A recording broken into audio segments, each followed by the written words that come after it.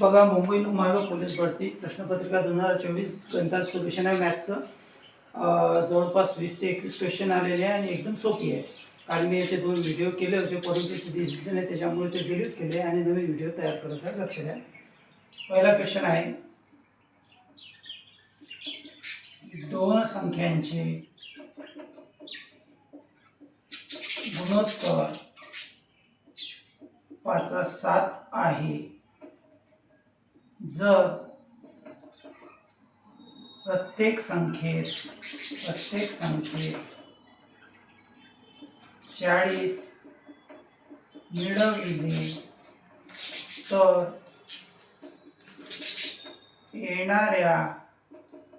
मिळविले तर येणाऱ्या बेरजांचे गुणोत्तर 25:31 होते, तर त्यातील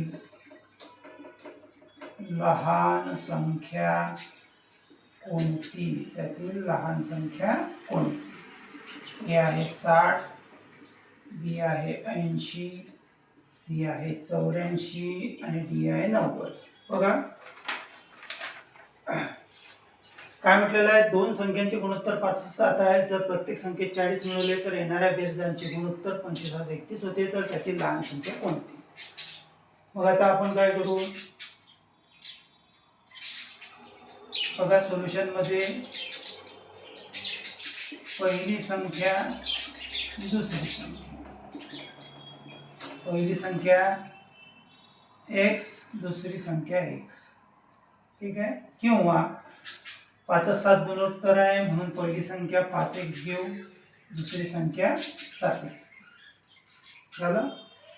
मग काय म्हटलेलं आहे, या संख्येत 40 मिळवले तर, पहिली संख्या 5x, दुसरी संख्या 7x, या संख्येत 40 मिळवले तर, म्हणजे 5x अधिक 40 आणि 7x अधिक 40, या दोघांमध्ये 40 मिळवले तर बेरजांचे गुणोत्तर, म्हणजे बेरीज केली आपण, यांचे बेरजांचे गुणोत्तर किती येते?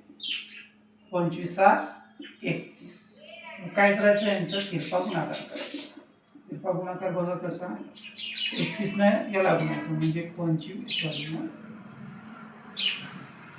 31 गुणेला 5x अधिक 40 बरोबर 25 गुणेला 7x अधिक 40. झालं.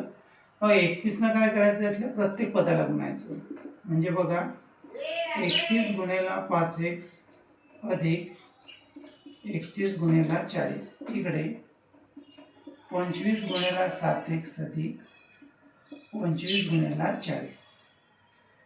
मग काय होईल, 5 1 5, 5 3 15, 155 अधिक, आता हे शून्य आपल्याला माहित आहे, 31 0 0, 4 1 4, 4 3 12, तसंच 7 5 35, 5 4 3, 7 2 14, 3 17, 175 अधिक हे 0 25 0 0, 25 100, म्हणजे आले 1000.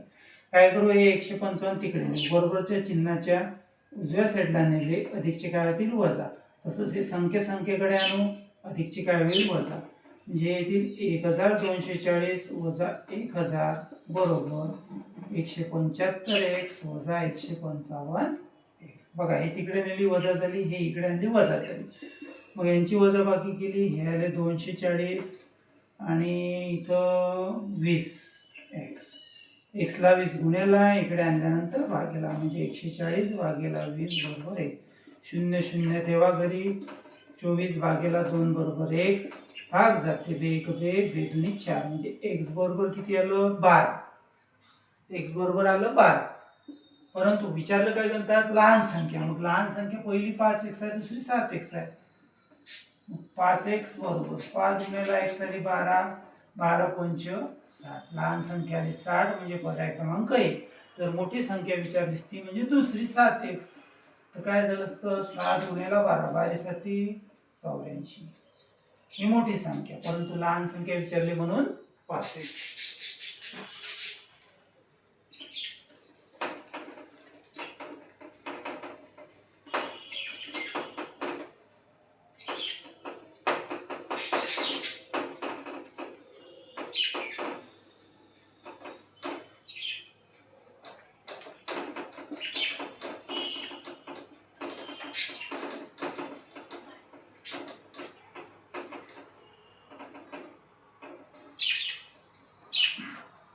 दुसरं,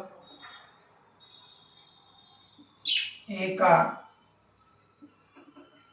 आयताकृती शेताची लांबी 1.2 किलोमीटर असून त्याची रुंदी 400 मीटर आहे, तर लांबीचे रुंदीशी गुणोत्तर काय? गुणोत्तर काय?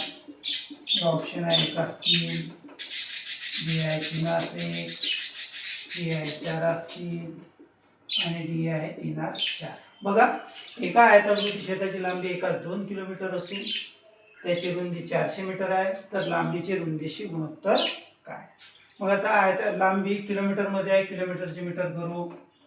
1.2 किलोमीटर म्हणजे 1200 मीटर. 1.2 ला तुम्ही 1000 न गुणा, कारण आपल्याला माहिती आहे 1 किलोमीटर म्हणजे 1000 मीटर आणि हे दुसरं आहे 400 मीटर. 400 मीटर आहे रुंदी. आता ही झाली लांबी म्हणजे एल, हे झाली रुंदी म्हणजे बी.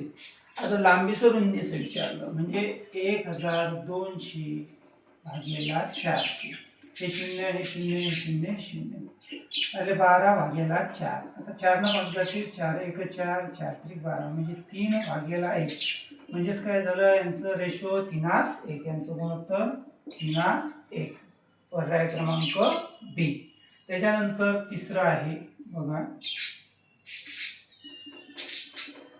खालील संख्यामाले प्रश्नचिन्हाच्या जागी कोणता अंक येईल? आणि सेम क्वेश्चन हाफ आहे, हेच इथं पण. आता इथं काही लिहित नाही. बघा काय प्रश्न, संख्या मालिका 4 9 25 49 121 169. त्याचं ए आहे 144, बी आहे 81, सी आहे 225, डी आहे 289. त्यानंतर याची संख्या मला 27, 125, 343, 729 आणि ए आहे 64, बी आहे 216, सी आहे 1331 आणि डी आहे 512. बघा आता तर काय म्हटलेलं आहे, खालील संख्यामालेत प्रश्नचिन्हा जागी कोणत्या? ही संख्यामाला आहे इथं. आता या प्रश्नचिन्हा जागी, तसंच हा सेम क्वेश्चन हा आहे, ही संख्या मालिका आहे कोणती? मी काही परत लिहिलं नाही, लक्ष द्या. आता काय दिसतं आपल्याला बघा, 2चा वर्ग, हा 3चा वर्ग, हा 5चा वर्ग, हा 7चा वर्ग, हा 11चा वर्ग, हा 13चा वर्ग. बरोबर आहे. मग आता इथे एक लक्षात घ्या, 2 3 5 7 11 13 ह्या आहेत सर्व मूळ संख्या. मूळ संख्या कशाला म्हणतो आपण? ज्या संख्येला ज्या संख्येला 1 व स्वतः 30 या दोनच अंकांना भाग जाते तिला मूळ संख्या असं म्हणतो. मग 13च्या नंतरची मूळ संख्या कोणची आहे? 14 ले जाते, 2 न जाते, 7 न जाते, 14 न जाते, 15 ले 3 न जाते, 15 न जाते, 5 न जाते, 16 ला जाते, 2 न, 8 न, 16 न, मग राहिली 17. 17 ला 1 आणि 17 न जाते, मग 17चा वर्ग किती होते बघू. 17 गुणिले 17 करायचं, नसला आला तर 7 7 49 9 4 7 1 7 4 7 1 7 1 1 9 8 2 291 पर्याय क्रमांक. त्याच्यानंतर बघा 27 125 343 729. आज 27 कशाचा क्यूब आहे? 3चा. 125 कशाचा आहे? 5चा घन. आता 3 आणि 5 हा असायला पाहिजे 7चा, हा असायला पाहिजे 9चा. बघा काय 3 5 7 9 ह्या आहे विषम संख्या. बरोबर आहे. 3, 5, 7, 9. 9 नंतरची विषम किती येते? 10 समान 11 किंवा 2 2चा फरक पकडा. दोनपैकी तुम्हाला जे सुटेबल, पण इथं विषम संख्याचं जास्त, कारण 3, 5, 7, 9 हे विषम आहे. विषम संख्या कशाला म्हणतो? ज्या संख्येला 2 भागले असता बाकी एक उरते, किंवा ज्या संख्येच्या एक स्थानी 1, 3, 5, 7, 9 याच्यापैकी एखादा अंक असतो. आता 11चा क्यूब आपल्याला माहित आहे. 11चा घन म्हणजे 11चा गुणाकार 3 वेळा करायचा. आपल्याला माहित आहे 11 गुणिले 11 121 गुणिले 11. 11 1 1101 चालेल. 11 2 22 23 3 11 11 2 13 1331 म्हणजे पर्याय क्रमांक सी.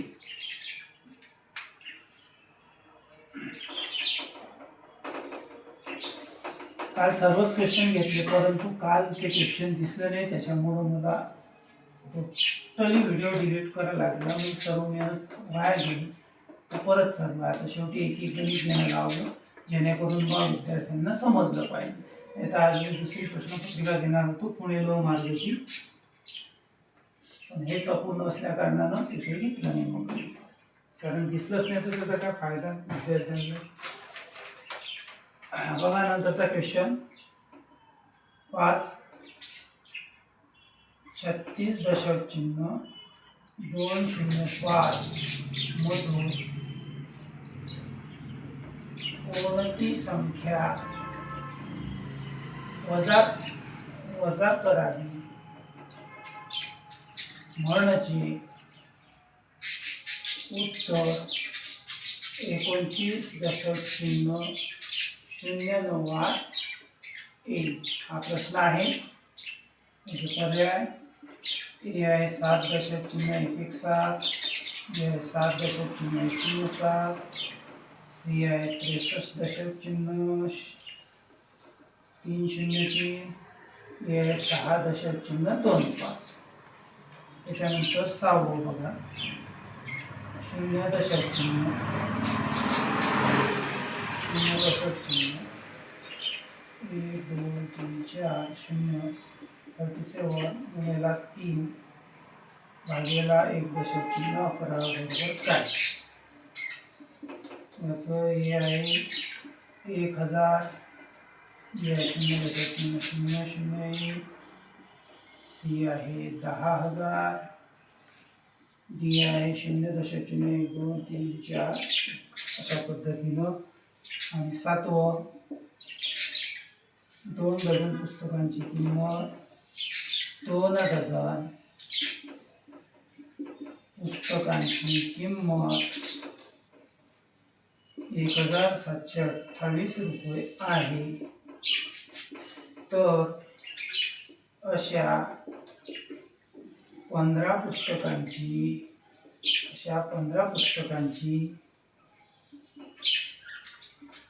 एकूण किंमत किती? ए आहे 1080 रुपये, बी आहे 360 रुपये, सी आहे 1125 रुपये आणि डी आहे 1050 रुपये. अशा पद्धतीनं बघा. 5वं क्वेश्चन काय म्हणते? 36 दशक चिन्ह 205 मधून कोणती संख्या वजा करावी म्हणजे उत्तर 29 दशक चिन्ह 0 वाटेल. आपल्याला माहिती आहे याच्यातून ही संख्या वजा केली की म्हणजे आपल्याला समजते. बघा 36 दशक चिन्ह 205 वजा काय करायचं? वजाबाकी करताना पॉईंट खाली पॉईंट, उजव्या साईडचे अंक 0,9, डाव्या साईडचं पहिले 9, त्याच्यानंतर 2.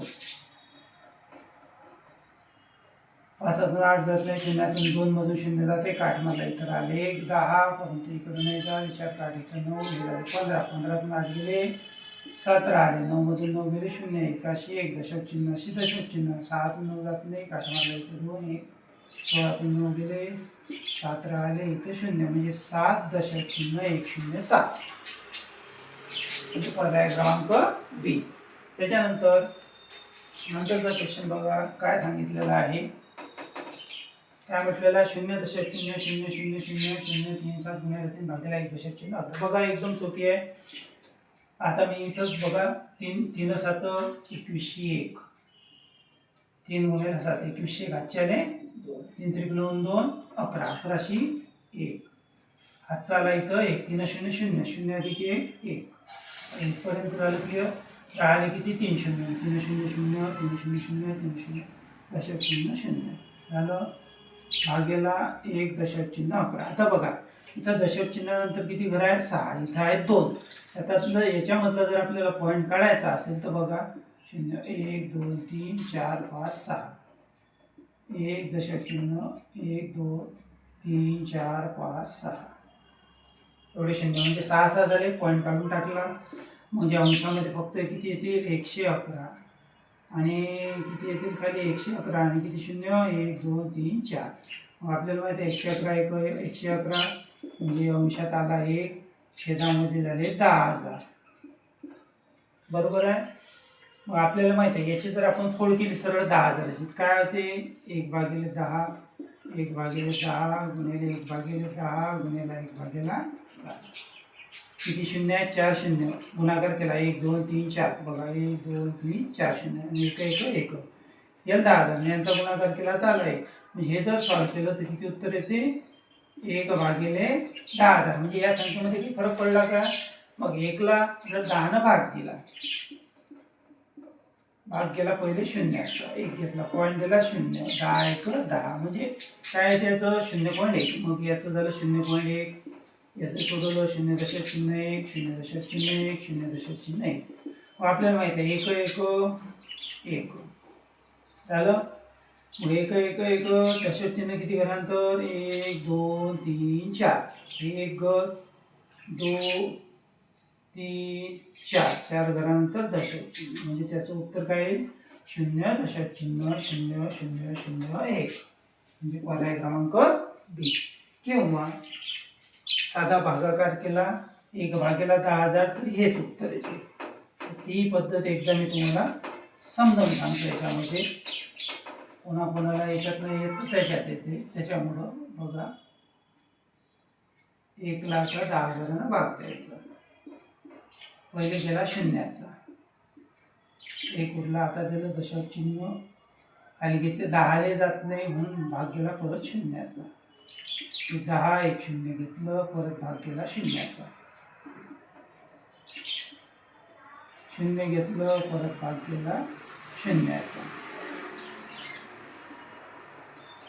आता 1 0 घेतलं 10,000 1 10,000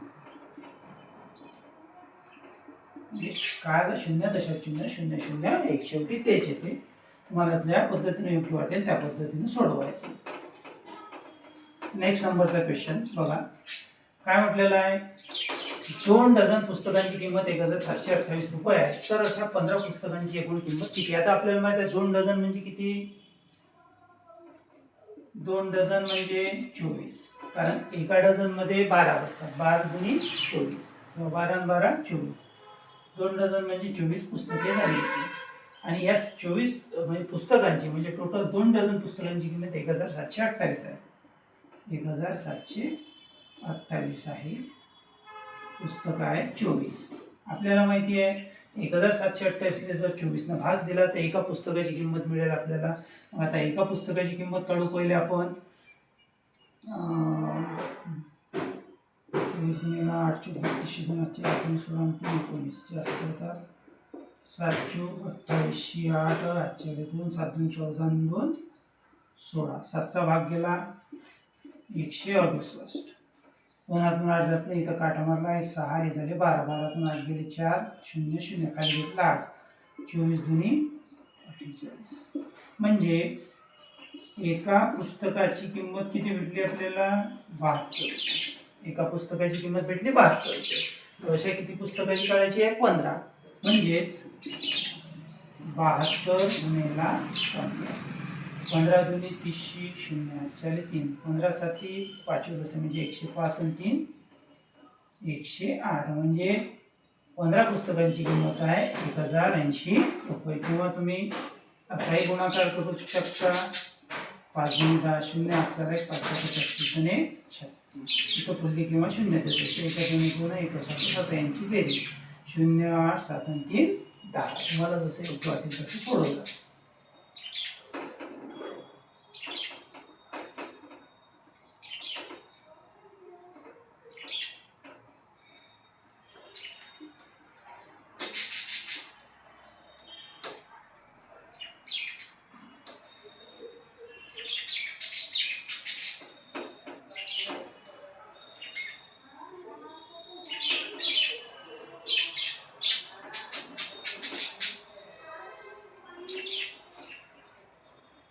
त्याच्यानंतरचं बघा 8वं 10 मजूर रोज 6 तास काम करून एक काम 12 तासात एक काम 12 दिवसात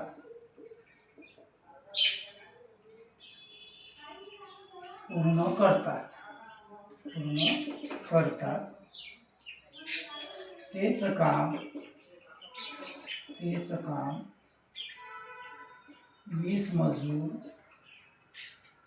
रोज 9 तास काम करून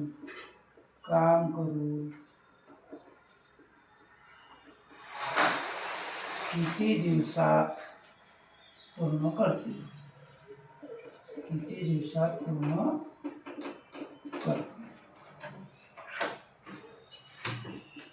A 6 B 8 C 10 D 4 त्याच्यानंतर जर एस बी बरोबर 3/4 आणि बी सी बरोबर 5/7 तर एस सी चे गुणोत्तर किती? हे आहे 15/28 बी आहे 3/7 सी आहे 28/15 आणि डी आहे 7/3 नंतर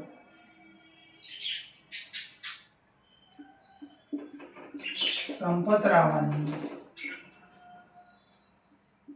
एक गाय एक म्हैस व एक बैल 9,500 रुपयांना खरेदी केले. त्यांच्या किमतीचे प्रमाण त्यांच्या किमतीचे प्रमाण 4,669 आहे. तर म्हशीची किंमत किती? ए आहे 3,500 रुपये, बी आहे 3,000 रुपये, सी आहे 4,000 रुपये आणि डी आहे 4,500. बघा आता आठवा 10 मजूर रोज 6 तास काम करून एक काम 12 दिवसात पूर्ण करतात. तेच काम 20 मजूर रोज 9 तास काम करून किती दिवसात पूर्ण करतील? बघा पहिले मजूर, मग तास, मग दिवस. ठीक आहे. मजुराला डब्ल्यू घेऊ, मजुराला डब्ल्यू, तासाला टी घ्या किंवा आवर घ्या आणि दिवसाला डे घ्या. ठीक आहे झालं. मग पहिले किती 10 मजूर 6 तास 12 दिवस, नंतर 20 मजूर 9 तास किती दिवस झालं. मग आता बघा कसं करायचं.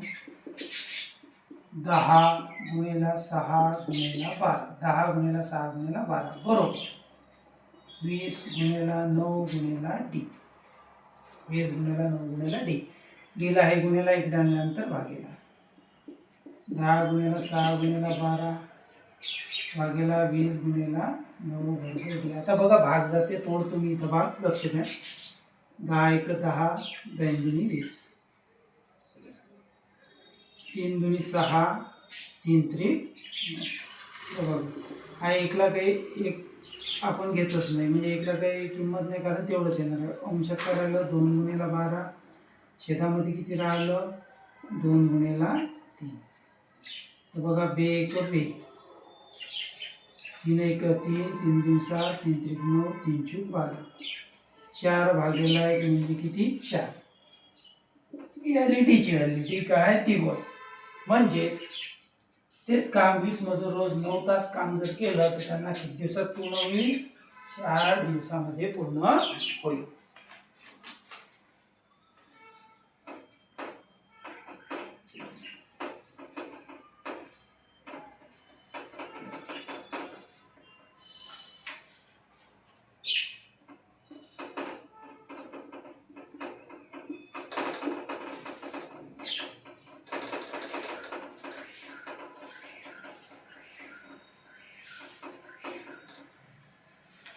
जर एस बी बरोबर 3/4 आणि बी सी बरोबर 5 असेल तर एस सी चे गुणोत्तर किती? बघा, एस बी म्हणजेच 3/4 म्हणजेच ए भागेला बी. ए ची किंमत 3, बी ची किंमत 4. बी सी बरोबर किती आहे? 5/7 म्हणजे बी भागेला सी. बी ची किंमत इथं 5, सी ची किंमत आहे 7. आणि काढायचं काय? एस सी आपल्याला काढायचं. बघा, एस सी चे गुणोत्तर काढायचे. एस सी बरोबर एस बी गुणेला बी सी. एस बी गुणेला बी सी. आता बघा, याची किंमत 3, बीची किंमत 4 गुणेला इथं बीची किंमत चेंज झालेली आहे, लक्षात ठेवा. म्हणजे 5 आणि सी ची 7. आता इथं भाग जात नाही म्हणून या दोघांचा गुणाकार. 3 गुणेला 5, 4 गुणेला 7. 3 5 15, 4 7 28. म्हणजेच किती आलं? 15 28. म्हणजे पर्याय क्रमांक 1. त्याच्यानंतर बघा, संपतरावांनी एक गाय, एक म्हैस व एक बैल 9,500 रुपयांना खरेदी केले. त्यांच्या किमतीचं प्रमाण 4 6 6 9 आहे, तर म्हशीची किंमत विचारली. आता आपल्याला माहिती आहे, मग बघा, 4 चा बैल, 6 ची म्हैस आणि 9 ची 4 ची गाय, कारण पहिले गाय आहे, त्याच्यानंतर म्हैस, त्याच्यानंतर 9 चा बैल. आणि तिघांचे मिळून किती रुपये दिले? 9,500 रुपये. यांची बेरीज केली. 9 6 15, 15 19. 19 एक्स बरोबर 9,500. एक्सला 19 गुणेला आहे, तिकडे गेल्यानंतर भागेला आहे. भाग जाते 19 5 95.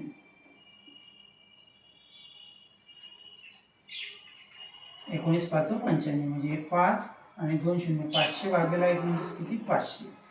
मग एक्स बरोबर किती आलं आपलं? 500. एक्स बरोबर आला 500 रुपये. हे एक्सची व्हॅल्यू आली. आणि आपल्याला याला कोणची काढायची? म्हशीची. म्हैस काय? पहिले गाय, नंतर म्हैस, नंतर बैल. म्हणजे गाय, म्हैस आहे 6x. हे म्हैस आहे, हा बैल आहे, ही गाय आहे. म्हशीची विचारली म्हणून 6x, गायची विचारली असती 4x, बैलाची विचारली असती तर 9x. आता म्हैस 6x, 6 गुणेला 1 ची व्हॅल्यू 500.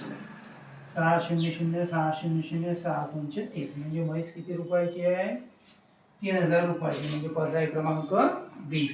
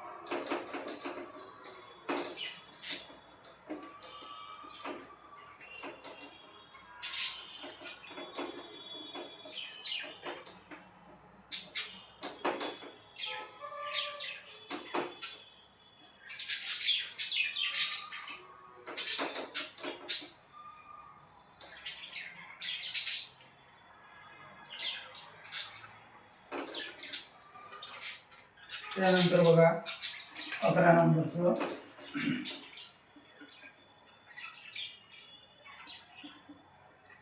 आई व तिची मुलगी यांचे आजच्या वयांची बेरीज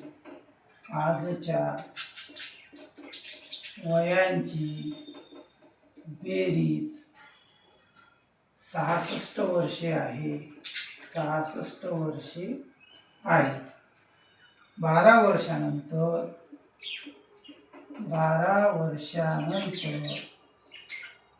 त्यांच्या वयांची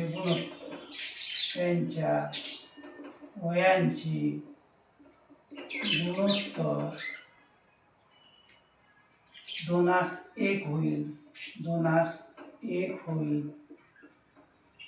तर आईचे आजचे वय किती? तर आईचे आजचे वय किती? ए आहे 48 वर्षे, बी आहे 18 वर्षे, सी आहे 60 वर्षे आणि डी आहे 42 वर्षे. त्यानंतर 12 4 क्रमागत समसंख्यांची सरासरी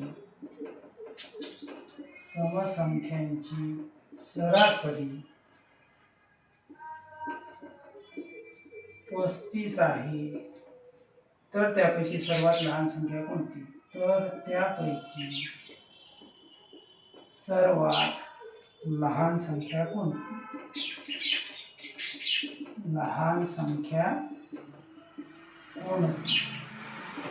ए नंबरचा पर्याय 30, बी 32, सी 28 आणि डी 34.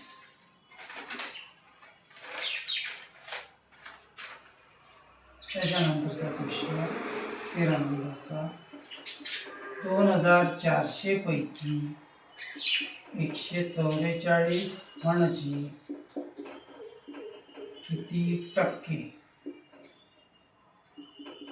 ए 8, बी 6, सी 5, डी 4. 14 नंबरचा एक विक्रेता एक कपाट 2520 रुपयास विकून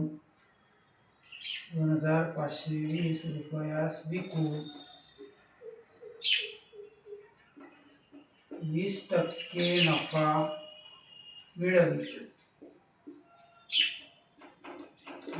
नफा मिळवितो. तर त्या कपाटाची खरेदी किंमत किती?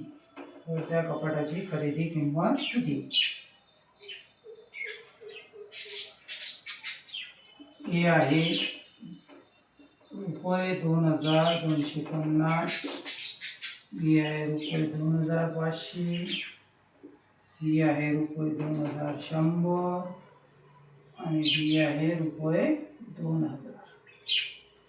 बघा,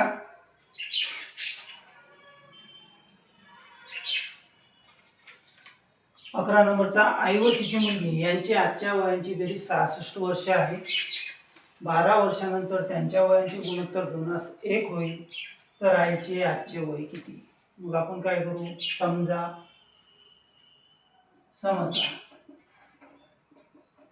आईचे आजचे वय x वर्ष, मुलीचे किती?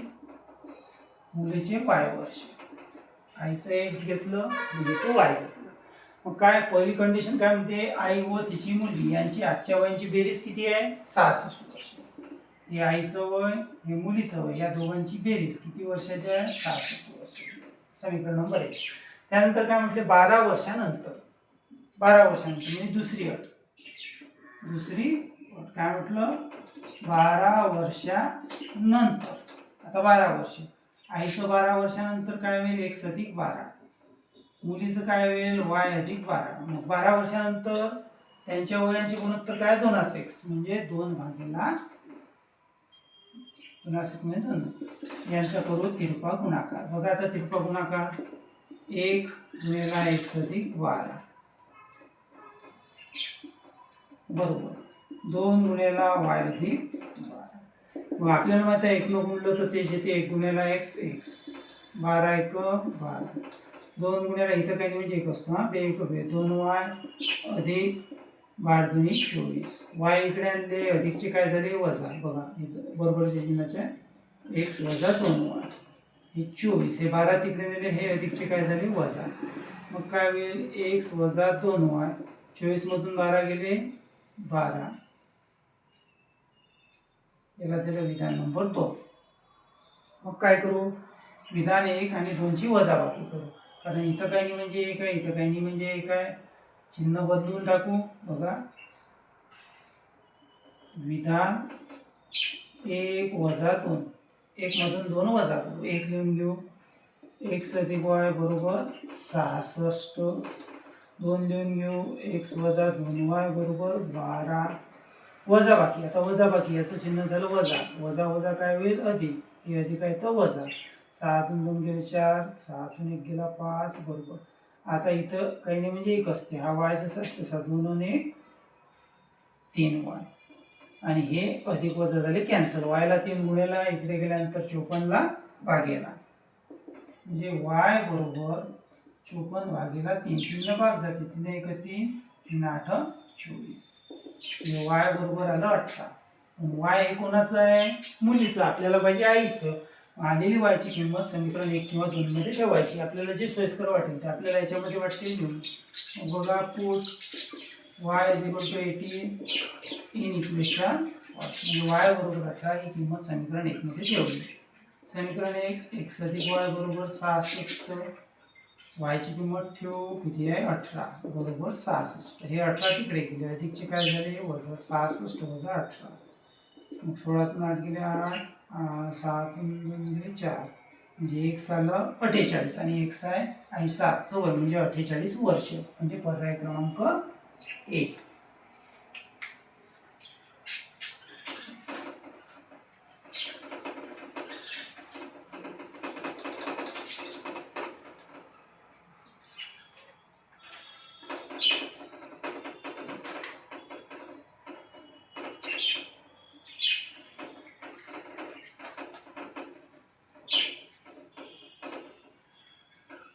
बघा एकदम शांततेत आणि एकदम व्यवस्थित चालू आहे. वेळ लागला की चालते, व्यवस्थित व्हिडिओ बघा.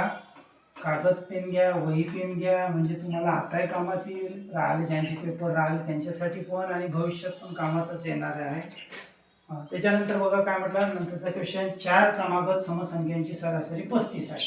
काय म्हटलेलं आहे, 4 क्रमागत समसंख्या 35, तर त्यापैकी सर्वात लहान. आता सरासरी म्हणजे मधातलं पद, म्हणजे त्या 4 संख्यांची बेरीज त्याला भागेला 4 जे येईल ते. मग हे मधातलं पद झालं 35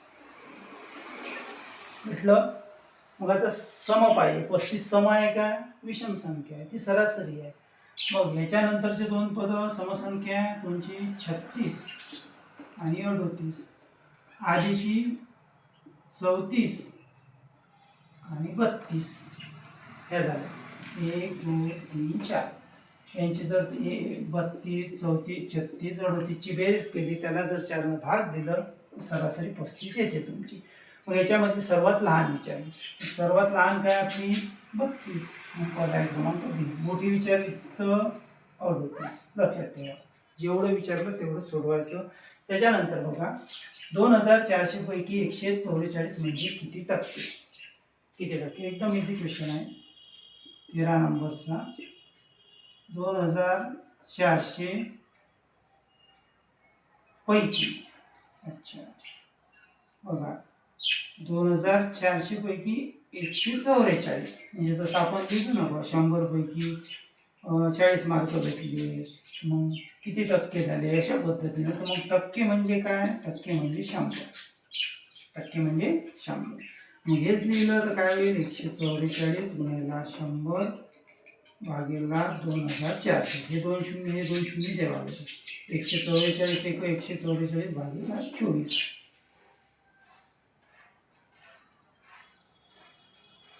4 7 6 बघा भाग जाते का बघू. जाते 6 24 एक 24 24 144.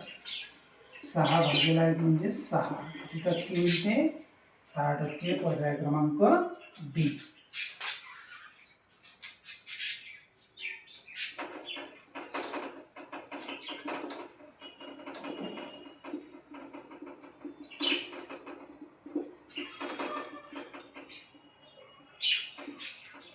नंतरचा क्वेश्चन बघा 14वा. एक विक्रेता एक कपाट 2500 रुपयास विकून 20% नफा मिळवतो, तर त्या कपाटाची खरेदी किंमत किती? आता बघा याचा फॉर्म्युला आहे. खरेदी किंमत बरोबर विक्री किंमत गुणिले 100 भागेला 100 अधिक शेकडा नफा. हा याचा फॉर्म्युला. मग आता बघा विक्री किंमत 2520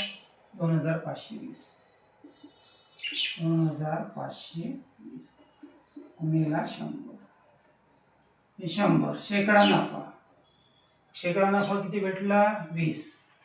बरोबर 100 रुपये 20 रुपये. म्हणजे जे काय झालं बघा 2520 गुणिले 100 100 अधिक 20 120. आता काय झालं हे शून्य जवाबदारी म्हणजे कॅन्सल झालं. तर 12 ना 2520 ला भाग देऊ किंवा हे 100 राहू द्या. किसकट जाईल थोडं. तर काय करू हे शून्य ने शून्य करू. 252 ला 12 ना भाग देऊ. 12 गुणी 24 1 उरला 2 हे 0. 12 एक म्हणजे किती आलं 21. 21 गुणिले 100 म्हणजेच किती 2100 रुपये. ही झाली त्याची खरेदी किंमत म्हणजे पर्याय क्रमांक सी. अशा पद्धतीनं सोडवायचं. फॉर्म्युला लक्षात ठेवा.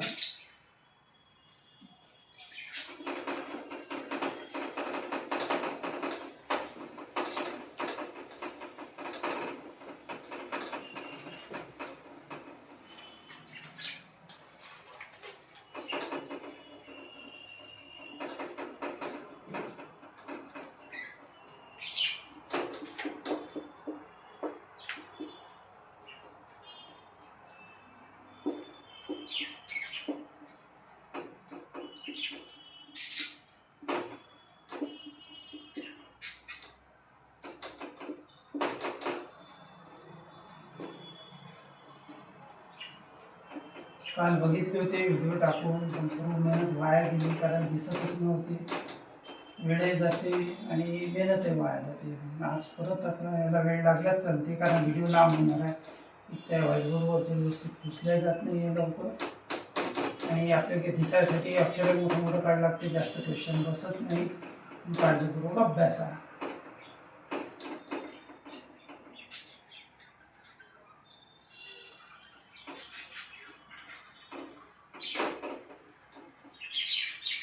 त्याच्यानंतर बघा 15 नंबरचं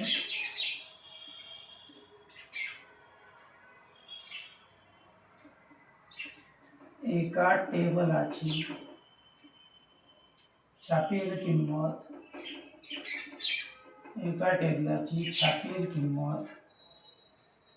7,500 रुपये आहे. दुकानदार त्या छापील किमतीवर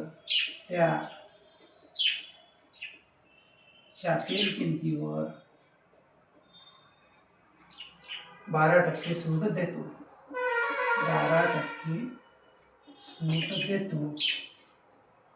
तर ते टेबल गिरायकास किती रुपयास मिळेल? तर ते टेबल गिरायकास किती रुपयास मिळेल?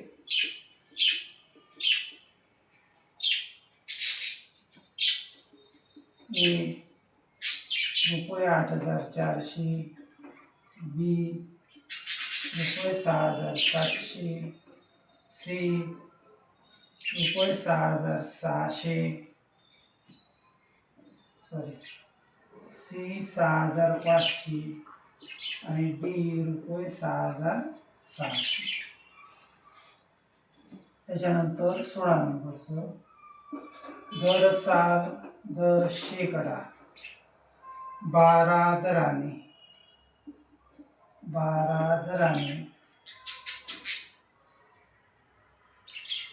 4 वर्ष मुदतीची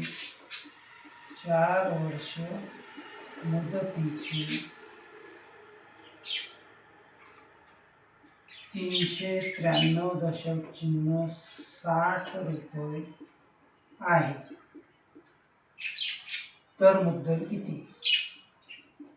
तर मुद्दल किती? ए आहे 720 रुपये, बी आहे 800 रुपये, सी आहे 820 रुपये आणि डी आहे 840 रुपये. 17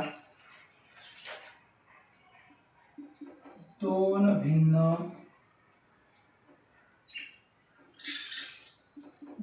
भिन्न बिंदूतून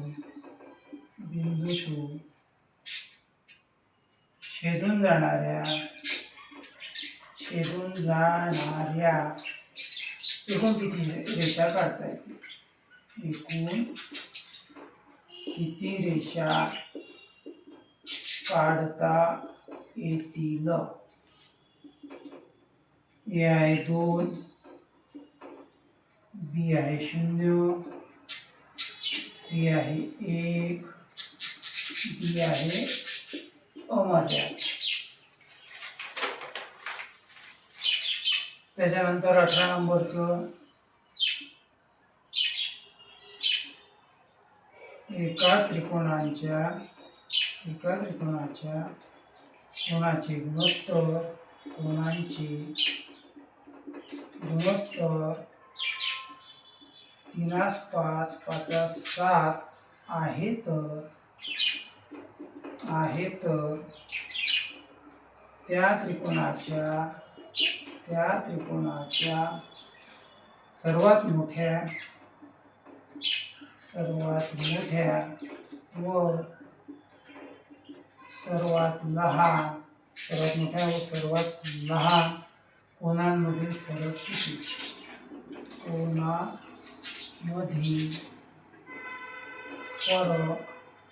किती? ए 36 अंश, बी 48 अंश, सी 24 अंश, डी 60 अंश. 19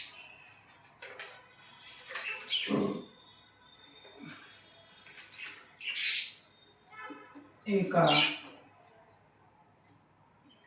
काटकोन त्रिकोणाच्या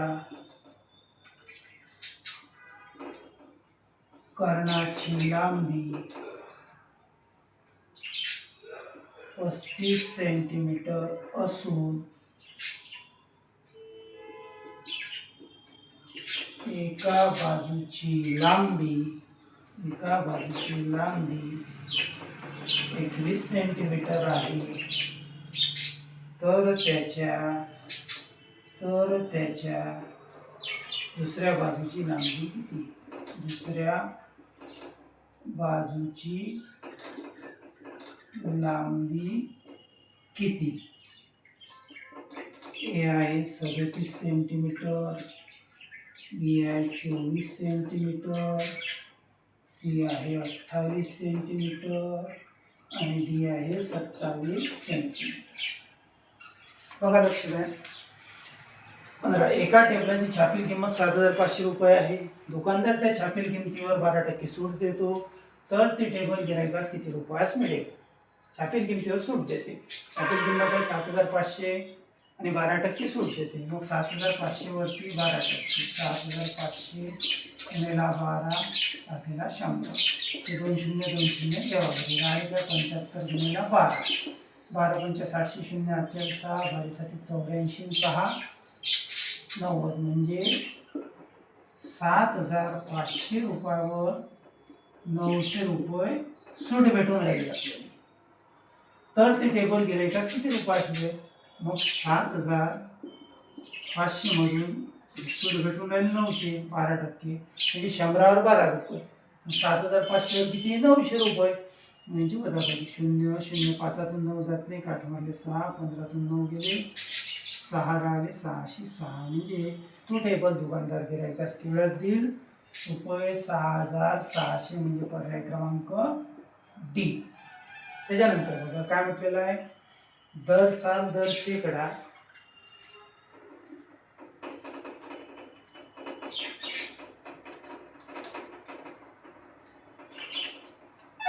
दर साल दर शेकडा 12 दराने 4 वर्ष मुदतीचे 393.60 रुपये आहे. तर मुद्दल किती?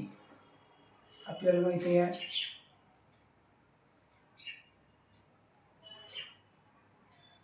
मुदतीचे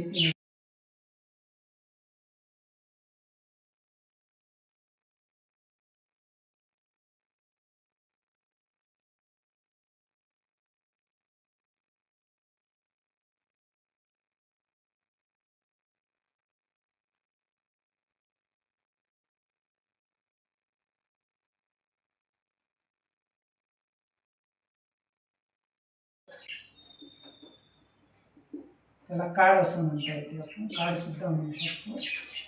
4 वर्ष. आपल्याला फॉर्म्युला आहे काय? सरळ व्याज बरोबर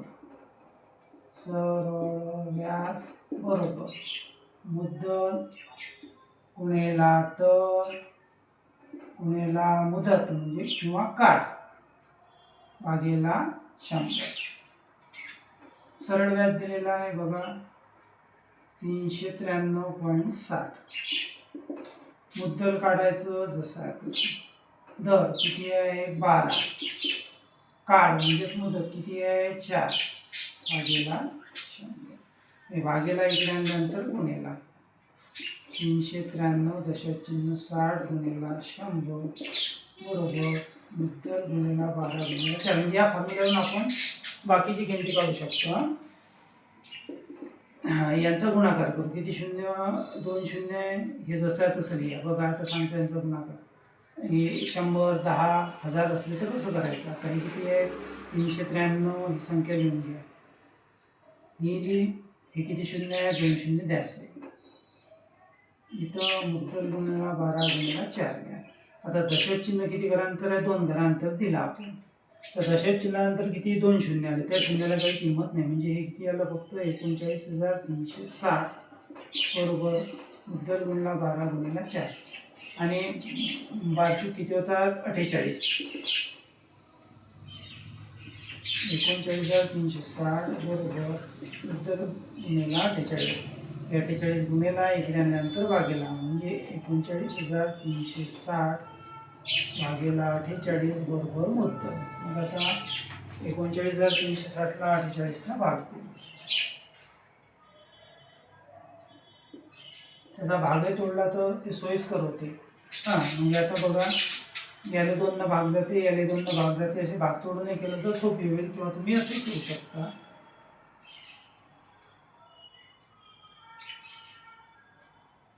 अठ्ठेचाळीस गुणिला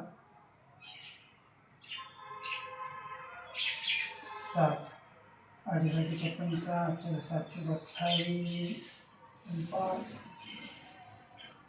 33 8 8 64 4 8 6 8 32 आणि 6 8 भाग जाते 384. तर काटा मारला 8 आले, 13तून 4 गेले 8 9 10 11 12 13 6 राहिले 5 6 7 8 9 10 11 12 13 9 राहिले. आणि इथं 0 इथं 0 ते घेतले 6 96. 48 दुनी 96. 0 0 खाली घेतले 0. 48 0 0 म्हणजे किती आलं आपलं 820 रुपये आहे बघा. पर्याय क्रमांक सी. अशा पद्धतीने सोडवायचं. त्याच्यानंतरचं बघा,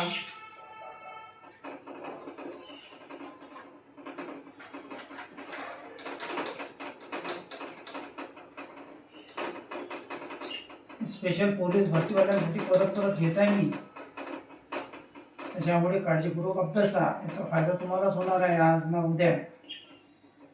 आता बरेचसे पेपर बाकी आहे, येऊ शकतात आणि तेवढीच तुमची प्रॅक्टिस येऊन जाते. आकडे बदलून येऊ शकते किंवा काही, त्यामुळे काळजीपूर्वक अभ्यासा. बघा हे झालं आपलं. आता दोन भिन्न बिंदूतून छेदून जाणाऱ्या एकूण किती रेषा काढता येते. बघा दोन भिन्न बिंदू आहे, हा एक इथं आहे एक इथं आहे.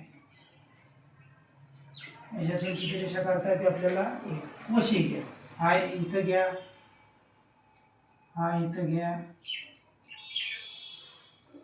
तर किती रेषा काढता येते एकच. म्हणून लक्षात ठेवायचं नाही मी दोन भिन्न बिंदूतून छेदून जाणाऱ्या एकूण किती रेषा, फक्त आपल्याला एक आणि एकच रेषा काढता येते. पर्याय क्रमांक सी. त्यानंतर बघा काय म्हटलेलं आहे, एका त्रिकोणाच्या कोणांचे गुणोत्तर 3 5 5 7 आहे, तर त्या त्रिकोणाच्या सर्वात मोठ्या व सर्वात लहान कोणामधील फरक. आपल्याला माहिती आहे त्रिकोणाच्या तिन्ही कोणांची बेरीज किती असते 180 अंश. मग आता आपल्याला माहिती आहे पहिलं 3x दुसरं अधिक 5x अधिक 7x गुणोत्तर दिलं बरोबर 180 अंश. यांची बेरीज 7 12 3 15x. 15x बरोबर 180. x ला 15 गुणिला तिकडे गेल्यानंतर भागेला 180 भागेला 15. भाग जाते 15 1 15 15 दुनी 30 म्हणजे x किती आलं 12 अंश. x आलं 12. आणि आपल्याला x विचारलं का लहान आणि मोठा. आपल्याला माहित आहे हाय लहान हाय मोठा. लहान काय स्मॉल 3x 3 गुणिला 12 12 36. बिग मोठा किती आहे 7x 7 गुणिला 12 12 7 84. यांची दोघांमधील फरक. मग या मोठ्यातून लहान वजा करू 84 वजा 36. काटमाला इथं 7 हे झाले 14. 14तून 6 गेली 8. 7तून 3 गेली 4. म्हणजे दोघांमधला फरक किती येते 48 अंश 48 डिग्री.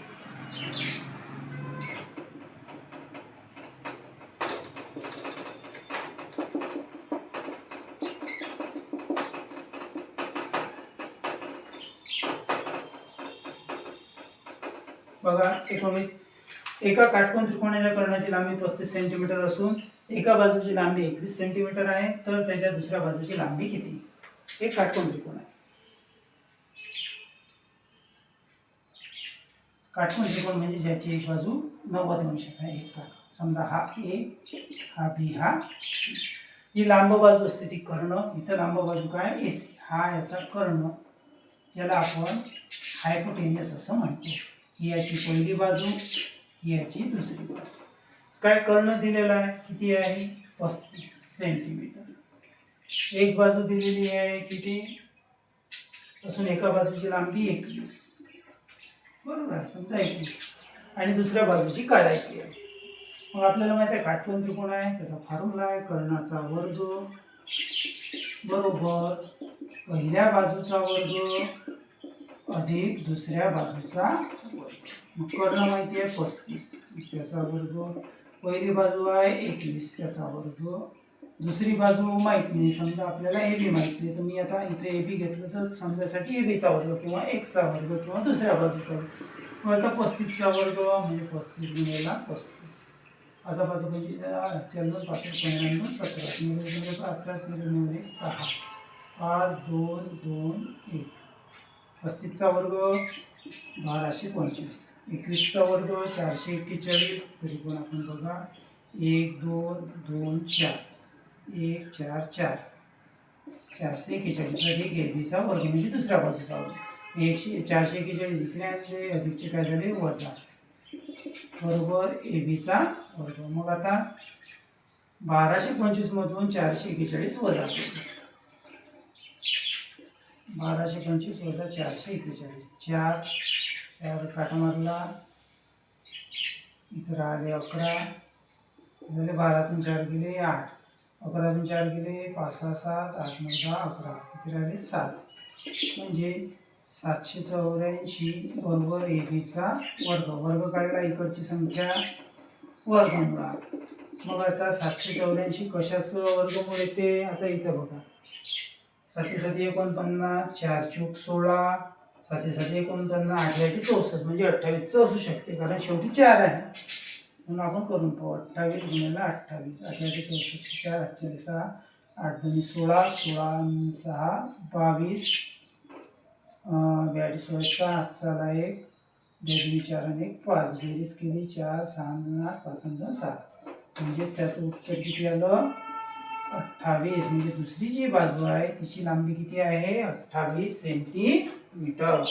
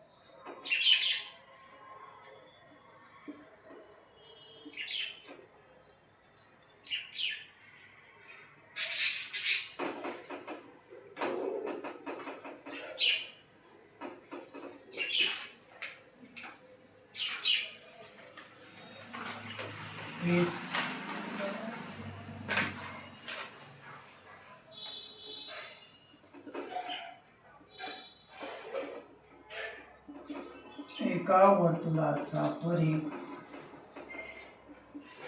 110 सेंटीमीटर आहे, तर त्या वर्तुळाचा व्यास किती? ए आहे 35 सेंटीमीटर, बी आहे 28, सी आहे 14, डी आहे 17.5 सेंटीमीटर. त्यानंतर शेवटचा आहे एका आयताची परिमिती 54 सेंटीमीटर आहे व त्याची लांबी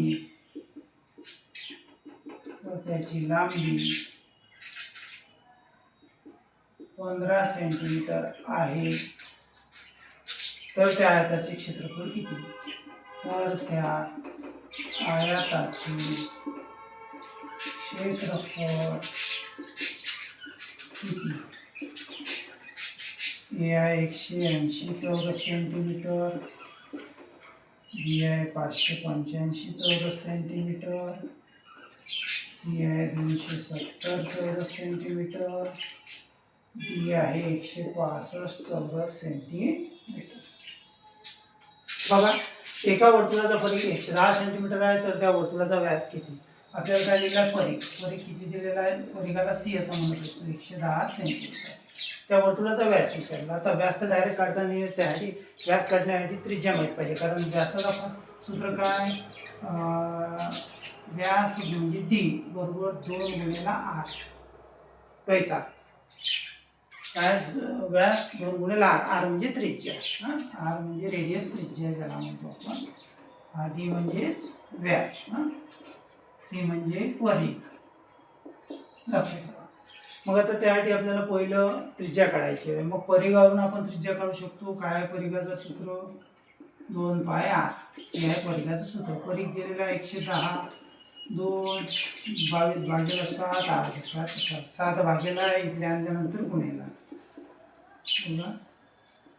110 गुणिले 7 बरोबर इकडे 2 गुणेला 22 गुणेला आरला आहे गुणेला इकडे आणल्यानंतर भागेला 110 गुणेला 7 भागेला 2 गुणेला 22 बरोबर 8. भाग जाते, भाग मोडून टाकू.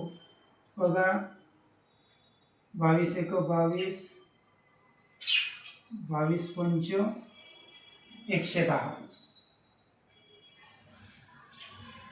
हे काय झालं? 5 गुणेला 7 आणि बे एक बे म्हणजे बे बरोबर 8. 5 7 35 भागेला 2 बरोबर 8. म्हणजेच आर बरोबर येते 17.5 सेंटीमीटर त्रिज्या. 35च्या नेहमी आहे 17 आणि 17 34. मला भाग देतो 2 बे एक बे 1 उरला 5 बे 7 14 भाग जात नाही, इथं 1 उरला भाग जात नाही, पॉईंट दिलं 0 घेतलं बे 5 10. हा आणि त्रिज्या. परंतु आपल्याला त्रिज्या काढायची विचारली का गणितामध्ये विचारू शकतात, त्याच्यामुळं काही विचारू शकतात. त्यानंतर काय विचारलं आपल्याला? वर्तुळाचा व्यास विचारला. मग व्यासचा फॉर्म्युला आपल्याला माहिती आहे काय? डी बरोबर 2 गुणेला आर. मग 2 गुणेला आर किती आहे? 17.5. बे 5 10 0 8 चाला बे 7 14 आणि 15 8 चाला बे बे 3 दशांश चिन्ह 1 आल्यानंतर 35 दशांश चिन्ह 0 म्हणजेच 35. व्यास किती आला? 35 सेंटीमीटर, नाही तर 17.65. ही त्रिज्या आहे ना. आपल्याला गणितामध्ये वर्तुळाचा व्यास विचारला, त्रिज्या नाही आहे. किती त्याचं करेक्ट आन्सर आहे 35 सेंटीमीटर. त्याच्यानंतरचं बघा